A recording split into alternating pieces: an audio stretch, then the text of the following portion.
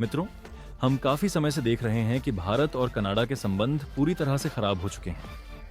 जब से वहां पर खालिस्तानियों की ओर से साक्षात स्वरूप दिखाई देने लगा था, तभी से ही भारत की सरकार ने भी उनके ऊपर कड़ा रुख अपनाया था। लेकिन पिछले दिनों जिस प्रकार से अज्ञात हमलावरों या कहिए कि बंदूकधारियों ने वहां पर छिपे हुए खालिस्तानी को चुन चुनकर मारना शुरू किया था, और उसके बाद में वहां की सरकार ने भारत के ऊपर सारे आरोप मढ़ने शुरू कर दिए थे, उसके बाद से हिंदुस्तान की सरकार ही नहीं बल्कि यहाँ की जनता के भी सेंटीमेंट्स काफी हद तक हर्ट हुए हैं। कनाडा और भारत के काफी समय से अच्छे संबंध रहे हैं। यहाँ के लोग वहां पर न केवल रोजगार बल्कि शिक्षा के लिए भी जाते रहे हैं। वहां का माहौल पहले काफी सुरक्षित हुआ करता था, लेकिन जैसे जैसे वहां पर एशियन मुसलमानों और सिखों के जो भी कट्टर खालिस्तानी समर्थक लोग हैं उनको बढ़ावा मिला है, तब से वहां पर लोगों का जाना भी काफी कम हो गया है। लोगों ने वहां पर अपने आप को असुरक्षित महसूस किया, और इसी असुरक्षा के भाव के कारण ही जहां एक तरफ 2015 में जस्टिन ट्रूडो की लोकप्रियता 65% तक हुआ करती थी, वहीं 2025 तक आते आते 75% लोग उसको बेहद नफरत करने लग गए हैं। यानी कि नापसंद तो एक बात होती है, लेकिन नफरत करना एक बहुत बड़ी बात है। उसका कारण है जस्टिन ट्रूडो की ऐसी नीतियां जिनके कारण से वहां पर महंगाई, बेरोजगारी और असुरक्षा का भाव बढ़ गया। इसके साथ ही साथ जस्टिन ट्रूडो के अंदर का जो वो किजमुरी है अथवा नहीं, लोगों ने उसकी फोटोज भी इंद्रधनुषी चड्डी में बनानी शुरू कर दी। यहां तक तो मामला ठीक था, लेकिन जैसे ही 7 जनवरी को उसने अपना इस्तीफा दिया और उसके बाद में डोनाल्ड ट्रंप के एक स्टेटमेंट के ऊपर प्रतिक्रिया देते हुए जब उसने ट्वीट किया, तो उसके नीचे एलन मस्क ने उसको गर्ल कहकर संबोधित किया। एलन मस्क ने लिखा कि हे लड़की, अब तुम कनाडा की प्रधानमंत्री नहीं हो और तुम्हारे किसी भी स्टेटमेंट का कोई बाल भर फर्क नहीं पड़ता। लेकिन ट्रंप ने कहा क्या था?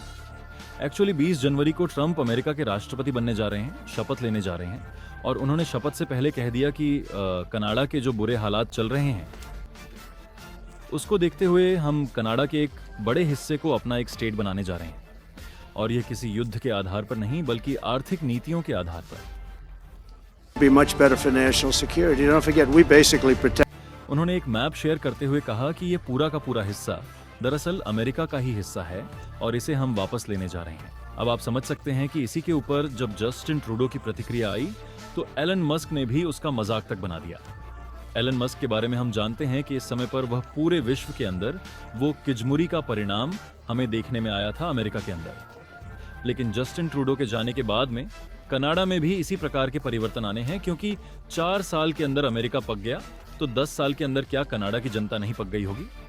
लेकिन उससे बड़ी बात है कि वहां पर क्या खालिस्तानिस होगा अथवा नहीं। देखिए, वहां पर खालिस्तानी समर्थकों की एक बहुत बड़ी पार्टी है और जिसका अध्यक्ष है जगमीत सिंह।